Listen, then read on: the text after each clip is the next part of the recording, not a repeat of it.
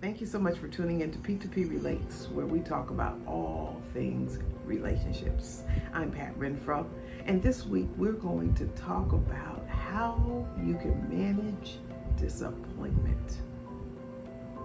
As you know, life is full of disappointment, as well as victories, wonderful experiences, and not so wonderful experiences.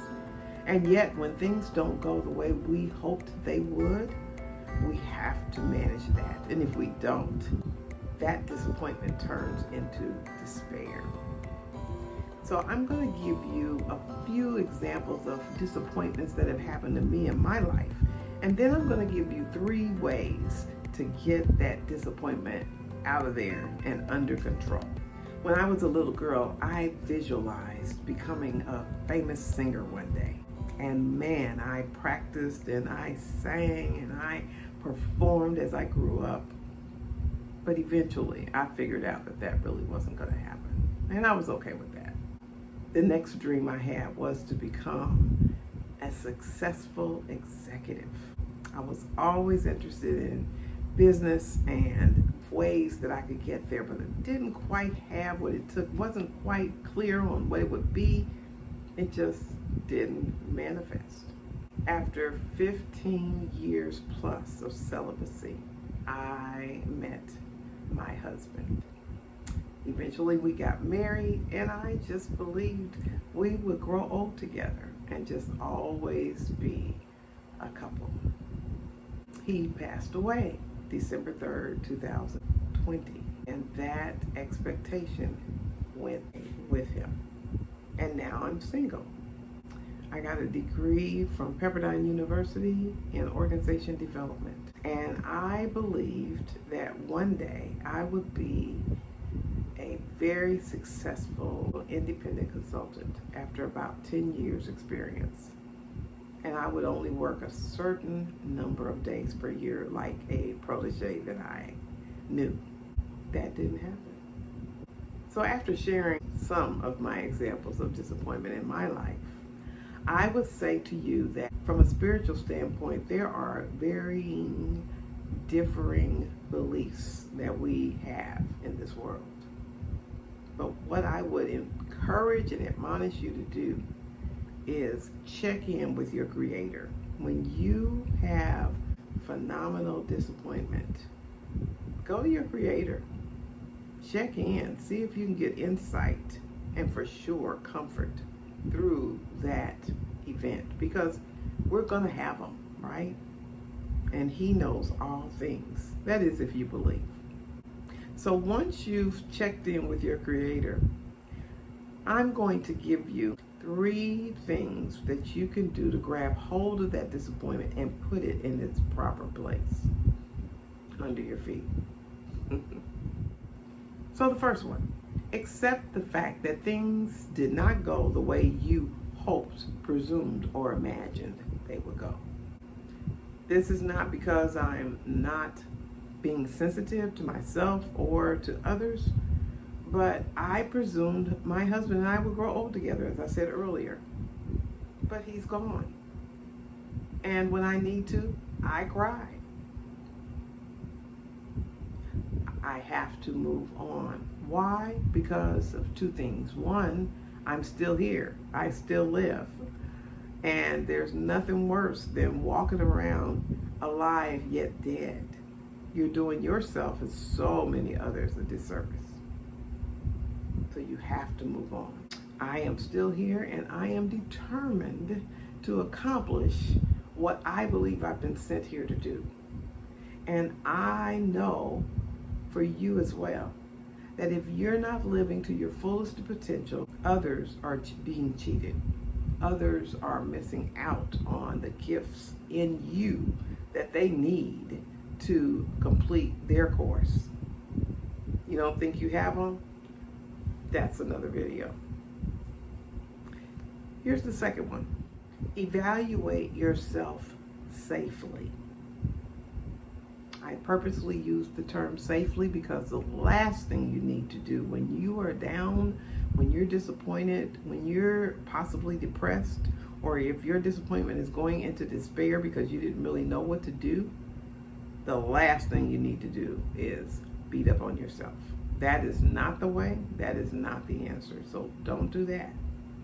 But you do want to stop and ask yourself some questions like, how did I get here? How did I form my presumptions? And the simple way that I would describe presumption is you assumed a thing in advance. You assumed in advance that a thing was going to go this way or that way. In light of the disappointment that you're suffering through, is there anything you could have done differently? Answering that question will help you understand going forward that you actually possess some wisdom to avoid that detour next time.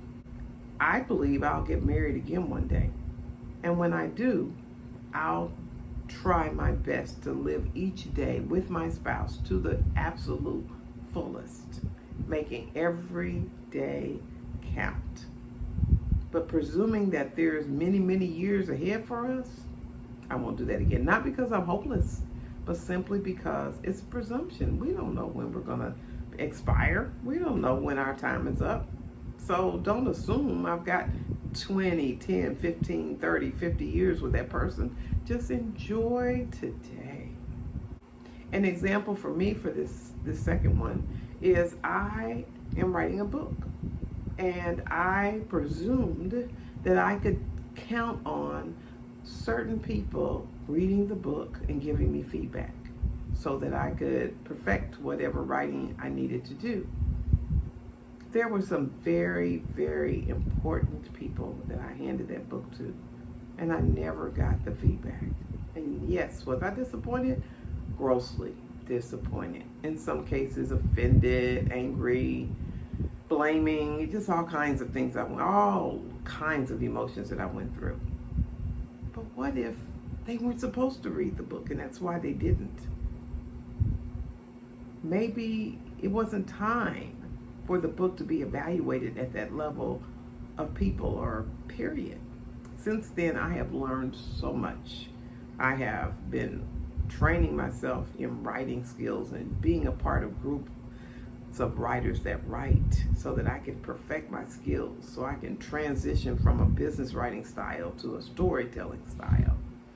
And it just wasn't time. But if we're not careful, we can get truly moved into a place of darkness because we presumed we were entitled to a certain experience that really might not have ever been our own to have. So in that second phase, you want to ask yourself those questions and just evaluate what can you learn about how you handled that and what you were thinking all along and how did you get here.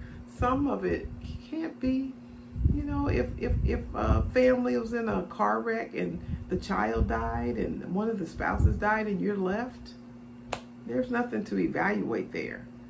Nothing at all. But I'm talking about many times we find ourselves disappointed with each other. We find ourselves offended by each other. And sometimes our assumptions, our expectations, our entitlements, all those thoughts that we have put us in a place that disappoints us. We set ourselves up for disappointment. As we experience disappointment, many times what goes out the window along with the disappointment coming through is hope.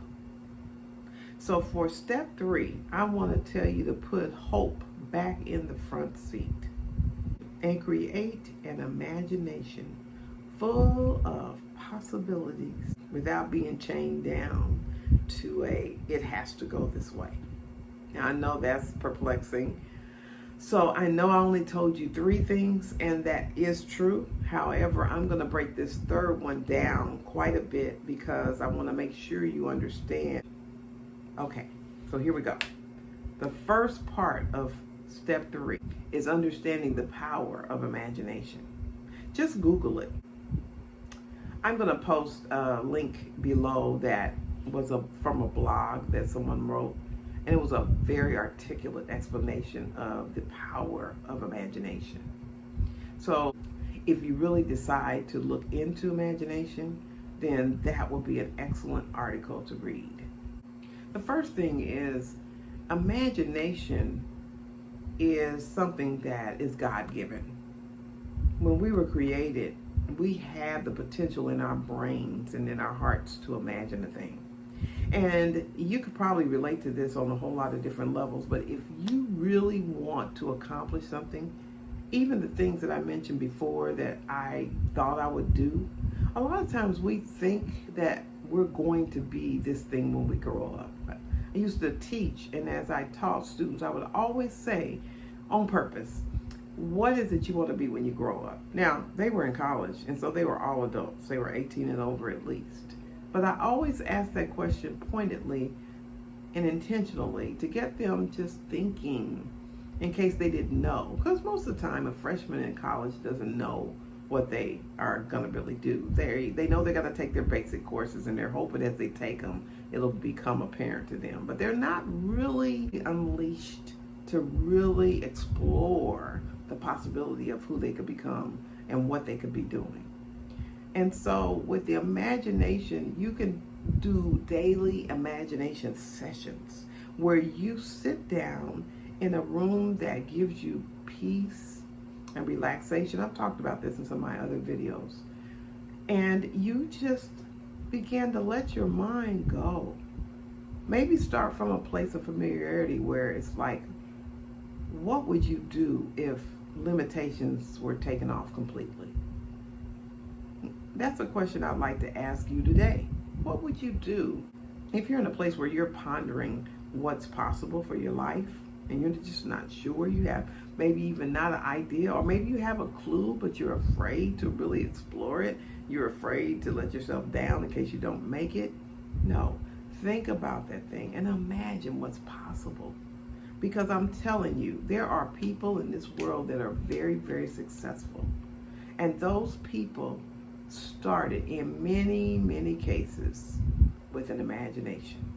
They had an idea and they exploded that idea. So I want to encourage you on step one to get familiarized with the concept if you're not already. The key though, when you're imagining, is you have to believe that it's possible. But the other key is you cannot afford to second guess yourself. You cannot afford to put the how in while you're doing the imagination piece. You've got to make sure that you leave that part alone.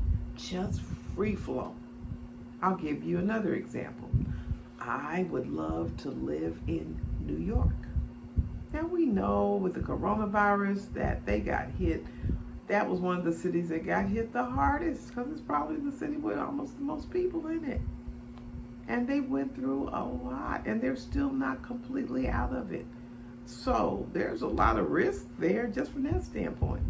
We also know, if anybody that's listening to me now is familiar with New York or interested in New York or ever lived in New York, that New York is financially prohibitive. If you're not gleaning success, or you haven't been recruited to move there because of your career, or you're not a star, an actress, or you're not wealthy, it's not a place where just the average Joe could go and make it, because it's extremely expensive.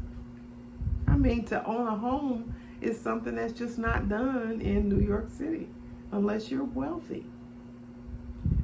But if I imagine that I would like to go there and I began to release any inhibitions and I began to write down every day and think about it and then explore it and research it, pray about it, the sky's the limit.